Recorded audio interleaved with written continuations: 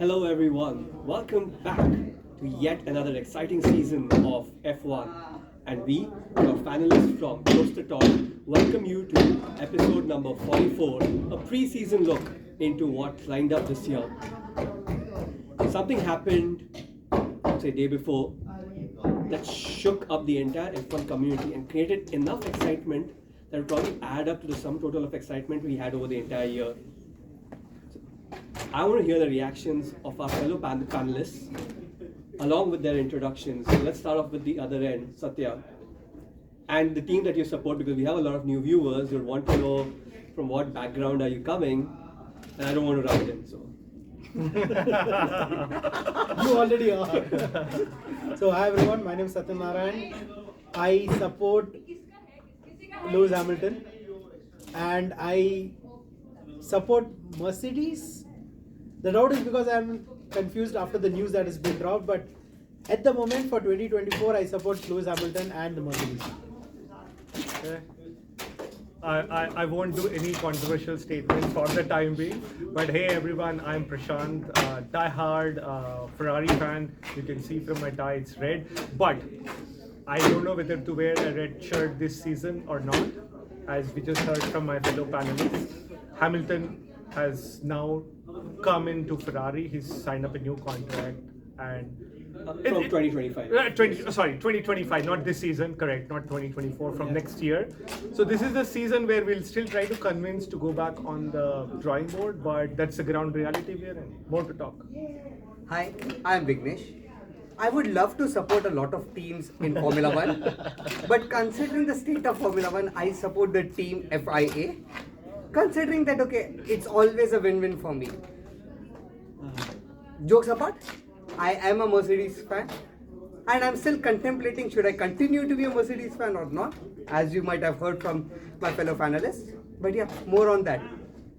Yeah, no, thanks a lot for joining. You all should probably already know me by now. I'm Vivek Shah, your host for this, and not host, for this session. But yeah, the biggest news, as they've all tried to not tell but tell, is the fact that Lewis Hamilton, who's been born, brought up a Mercedes kid right from his junior career, has decided that he's going to move to Ferrari in 2025. Obviously, the timing of the news I felt was very weird at the start of 2024 season. We've not even had the car reveals yet, and we'll get into that in a bit. But why do you think, like, what's played out in timing this news at this time of the year? We still got a year of F1 left, where all these drivers are going to be in their current teams, and you've announced us that Hamilton's going to move to Ferrari. Obviously, there is, what is his loyalty towards Mercedes for this year? And more important question, Carlos Sainz, whose seat he'll be replacing in Ferrari, what does it mean for him? So I would love to hear your thoughts on the timing especially. The timing is the main factor that I find quite weird.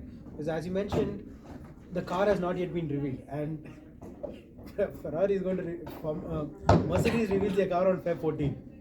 Pretty good. Instead of putting 44, they might put you cheater. Oh, that's already there in the meme. That's in the meme. But the fact is, it is going to be. I'm pretty sure the drivers would give their 100% for the season, but it's going to be a very weird aspect when it comes to the interviews that are going to happen from now onwards. Because the first thing that they're going to ask Hamilton is not how he's doing in Mercedes, but what is his future plan for Ferrari. Yeah. So, and Carlos Sainz, that guy has been quite literally been thrown around all over the place. He was Red Bull, then he got kicked out of there. Then he went to McLaren, he got kicked out of there. Now he's in Ferrari and he's going to get kicked out of there as well. He's been getting kicked out of everywhere. And he's a quite talented driver also. He's quite Meaning he was talented one of the few drivers who actually beat up Red Bull last season. You know, one of the only Ferrari drivers to win a race last season. One of the only drivers. He also Only driver, not one of Yeah. He also acquired the Minister of Defense title. Yes. Imagine Carlos Sainz's position that, okay, he is the only non-Red Bull driver to win a race last season and to be thrown out of the scene. But then, right, But timing. it's not thrown out, right? Yeah. Like, Yeah. To be fair, Yeah. his Not contract was thrown out. expiring at end of 2024. Absolutely. They didn't renew it. They didn't renew. So the yes. point is, as Satya said, right, timing. The reason why I felt the timing was in a much better sense than what Satya described was, if you see, Carlos Sainz was trying to show that okay, he might join Audi, considering he drove for Audi in the Dakar rally. So that might be playing on Ferrari's mind that probably if a main driver is going to go to Audi, they need to get their bases covered. And that's why I believe that okay, they went all in with Lewis, paid him way over, I think it was 60 million extra than what Mercedes were paying him per season, and they punched him because they wanted to cover all their bases, and hence the timing to me doesn't is not wrong per se, but it's just Ferrari covering their bases. I slightly disagree with Vignesh's point about whether a particular driver drove for another competitor's car in a season or in a rally. Yes, that's a data point. We should acknowledge the data point. But where I disagree is that one data point doesn't change a team's vision. Correct? We all know Ferrari has been struggling for a while. I think our last champion was Michael Schumacher. Some 20 years. Sorry, 2008. My 2007. 2007. And, Ferrari got the constructors in 2008. 2008. That's the last. So it's about 15 years from now. The last time Ferrari ever ruled continuously was in the Schumacher days, right? So their stocks are going down, their values are going down, the fan loyalty is going down. So probably they need to do something very different than what they've never done before. And maybe an opportunity came their way. I am not balancing this decision as a Ferrari CEO, but it happens that when a driver is been there in a particular car company for many, many decades, he would also like to have a change. So maybe there was an interest with Hamilton and Ferrari, and it just worked out. Is the decision right? I don't know. But did the stars align? Absolutely. And I mean, there's obviously stuff that's happening behind the scenes that a lot of us are not aware about. Yes. The timing could be a potential leak that they need to front run, because this is big explosive news, as we saw. Even when it came in as a formal announcement, it has shaken up the F1 community.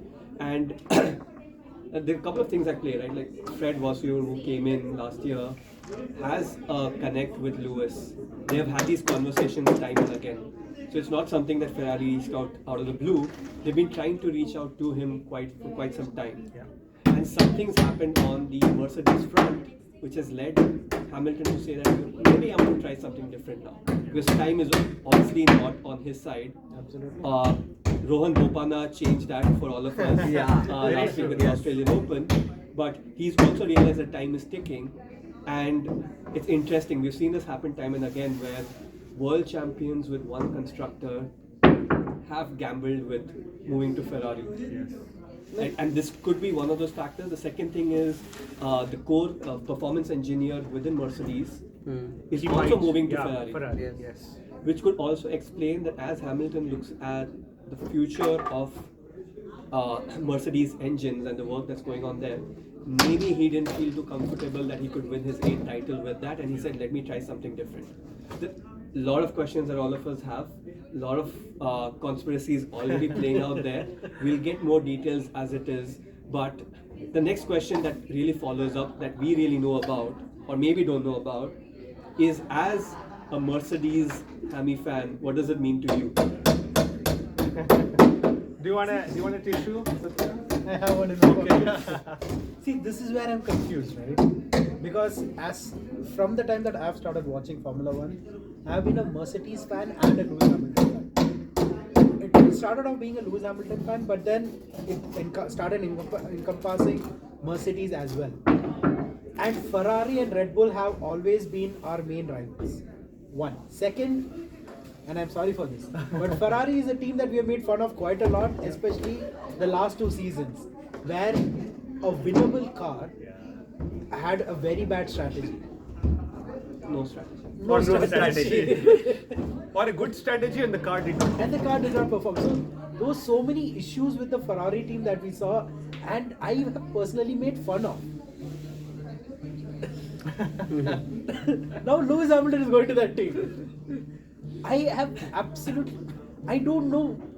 See, I would still support Lewis, but then now I don't know which team I should be supporting. Should I still support Mercedes, or should I feel that Ferrari would step up and then not make bad strategy calls. So till I mean, 2020, Hammy might run their strategy. this is Ferrari. They will Or say, Carlos we'll get Sainz. back. I mean, they're paying him a premium paycheck to probably say you take care of the engine, you take care of the. Yeah. No, I am pretty sure Ferrari would come up with, if Hamilton comes up with a thing, Ferrari will be like, we'll get back to you. checking. Or probably that, okay, the reason why that, okay, Hamilton replaced Carlos Sainz was because last season Carlos Sainz was better in terms of strategy and they wanted a strategy Better head. strategist. So they wanted to replace Carlos Sainz as a strategy head. Ferrari, of all jokes apart, I've still been offering myself to be as chief strategist for Ferrari, right? I mean, how many times we have said any one of us in the panel could have come done up a with a better better decision as a fan, as a spectator. But jokes apart, right?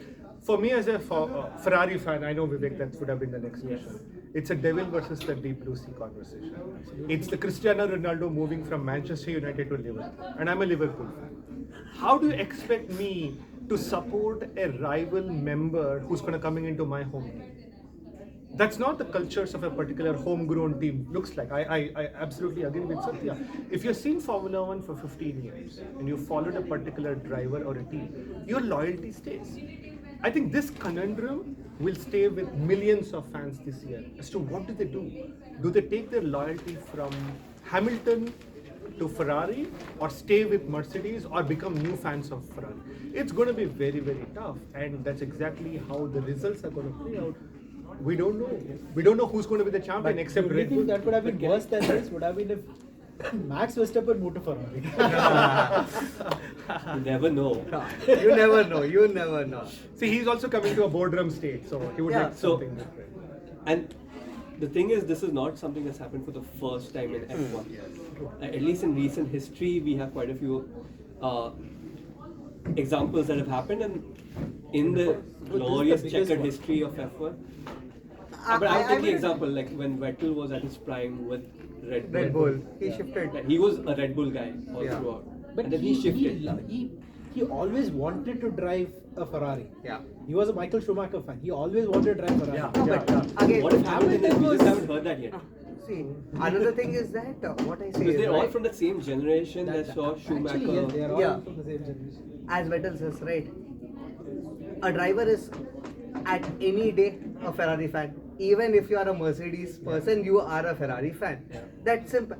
Saying that a loyalty is to the person and not to the team. Yes, No, it is no, also to the team. no. but No, then I would but then- differ because I have hated Vettel as the Red Bull, and then when he came to Ferrari, I said, well, Vettel's a nice guy. yeah, but then, right? A person. See, as you said, in Formula One, you have two different things. You have a team which you support, and you have a person who you support for. Okay. At any given point of time, whatever is the driver lineup, you are going to support the team who you have rooted for. That's not going to change no matter what. The person, right? The person might become better or bad based on the team which he goes. I think what you're saying is, yeah, there is one set of people that think about the team more than the driver. And there are people who have grown up seeing a driver in a certain color, certain this thing, and then that's obviously a major shift. So we will see all types of people from that perspective. Would I support Lewis Hamilton? Yes. Yes. Which team do I support? I have no. Yeah. That's So the both point. of you are the examples of. Yeah, it's a statement. Yes. But so that's one aspect, and I think all of that will unravel as time goes through. Another thing that I'm kind of confused with and getting used to is, as we get into this new season, so we have our 10 constructors. Someone tried to get in, didn't make it. But there are two new names that are on the board, and there are two names that are missing. Coincidentally, both the names have a similar root of Alpha. We have Alpha Romeo and Alpha Tauri, Yeah. which I personally think are good names. Yes, Beautiful absolutely. Beautiful names, right? They're powerful. Yes. Alpha. Now they're not there. They're being replaced with. Give me a moment. It's going to take time. It's Read it out. Please just. Visa, cash free Cash app. Cash app. cash free app or cash app, Cash app. RB. RB. And RB, the full form's not been given yet. Yeah. It's not Red Bull. That has been confirmed. For short, we'll just call it V card. Yes. But yeah, so that's one. and that is Alpha Tauri being rebranded to this. Yeah. And then Alfa Romeo will be rebranded to Steak F1 Kick Sauber. The point is, even the entire godly nature also didn't like the names, that it has dimmed the lights on us. But what are your, like, I obviously reading that out itself, my reactions are very clear, but what are your thoughts? There is a commercial aspect to it, so no doubt F1 about it. always requires sponsors. That is an absolute fact, and that's why a lot of the teams. I mean, even if we say if it is just we call it Mercedes, right? But then it is actually AMG Petronas, Mercedes Formula One team. Similarly, Red Bull again, Oracle, Red Bull Racing. So you have a key sponsor who's always been part of it. The problem over here now would be though, given the names that have come in, Sauber, would they still call it Sauber or would they call it Kick? I just wish they would call it as Sauber. Because kick would mean very different Kick Sauber, context. Yeah. just Kick High Sauber. Or steak. Or steaks. Medium rare. And then similarly with RB, see now with Red Bull, it always used to be first it was Toro Rosso, then it was Alpha Tauri. But if it is RB, unless and until they don't come up with a new name, people might just call it RB, which is going to be a confusion with Red Bull itself. Because no one is going to read out the entire team name. VCAR. Vicar. That's Vicar. That's Yes, a better Vicar. name. My opinion here is, I think, how the new owners of Formula One are taking this. It's under the American government. We have seen a few changes in the regulations, the rules. 3 races have gone to United States. It's getting slightly towards the Western power. But these two are classic examples of how they are thinking more of financially versus the fans or the teams. If you look at any names in the history, we had brand names, we had constructor names, we had manufacturer names. This is the first time we're seeing actually a brand name on an official title. I don't think that's going to appeal fans. One, it is already confusing. We ourselves are getting used to the terminology. But that's going to create even more rift with how the fans are experiencing it. What are they going to call? Exactly, Kick versus RB versus Visa app. That looks like a Visa credit card for all you know. Yeah. So, In my view, I'll just say one thing, okay?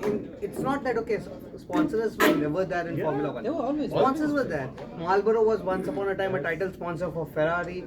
Mercedes have. Actually, Marlboro Santander still was there. Mercedes has always been partnered with Petronas and other things. Rothmans was there. The point is this, that the sponsors never tried to bring the name into the team's name. What they did was primary sponsors.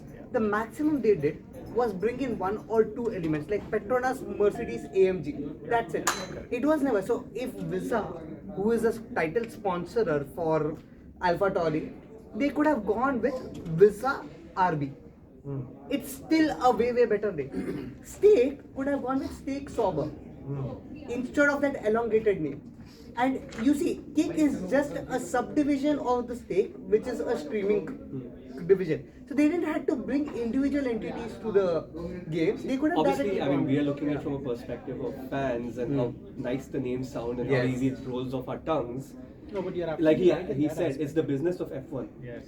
And all these names, I'm sure people sitting in the rooms are looking from a different perspective of the business of F1. Yes. No, in fact, Historically, the thing F1 that he brought up, which is previously there used to be one title sponsor, but in this one it seems like they are not Multiple just stakeholders. there are multiple main stakeholders. So major shareholders would be multiple rather than just one.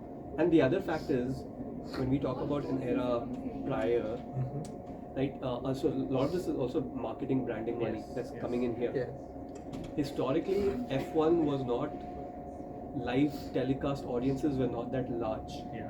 There was a specific crowd audience we were working with, which was in the rooms on those weekends. Yeah. You didn't need your name on the car to resonate with those people because you were in that room. As live telecast audiences, all thanks to our favorite Drive to Survive that we have to bring up every Not season, the F1 app. right? Has led to a lot more audiences with deeper pockets across the world. Correct. If you get your name on the car, imagine every time we talk about the car, every race, every time he or she, he in this mostly he overtakes, Yeah, someone's going to we still need to figure out which Yeah. car name they're going to use, but it ensures that you're right out there in people's mind day in and day out, and probably that's what's fundamentally changed the way I see it is it's the business of F1 that has gotten prominence versus the passion sport of F1 that we all Yeah. relate to from Yeah. the years, and that's something is in the new world is something we probably will get used to or may not get used to, Yes. that we'll figure out. We will have to get used to. Plus, it would be funny when you hear Crofty saying that, okay, it's lights out, and here we go, and Bottas and Stake F1 overtaking a Visa Cash App Red Bull. Not Red Bull, RB. RB. But yeah, the reason why Maybe they we put, should sit next to Crofty and say that statement. It'll be fun. but yeah, keeping all of that aside, the action on the track will hopefully get a lot more exciting. There are some minor tweaks to the regulations, how the teams play to it. We don't expect major shakeups, but there will be opportunities. In terms of most of the drivers, this is the last year for I think half of the field in terms of Yes. current contracts. So everyone is out there to prove a point so that they can ensure a seat next year. The only one who's got his seat ensured was the person we spoke about at the start. Yes. Is obviously Hamilton with his contract. Leclerc. And Leclerc also Leclerc and Max Russell. Verstappen, Russell. Russell, they already have long-term contracts, so they're not worried. But half the field is up for renewal, so we're going to see a lot more intent and action this year, or that's what we hope. And let's see how it all plays out. With that, this was a short brief that we wanted to catch up pre-season, especially around all the news that have been happening in the F1 community based on day before yesterday's breaking news. With that, thanks again, once again, for all our panelists Thank to you. come in person Yes. and host this show. For our viewers, subscribers, as usual, let your friends know we are kicking off a new season. Would love to hear your thoughts on things that you want to hear out from us. With that, signing off for Toast the Talk. Thank you. Thank you. Okay. Now Prashanth will be like record.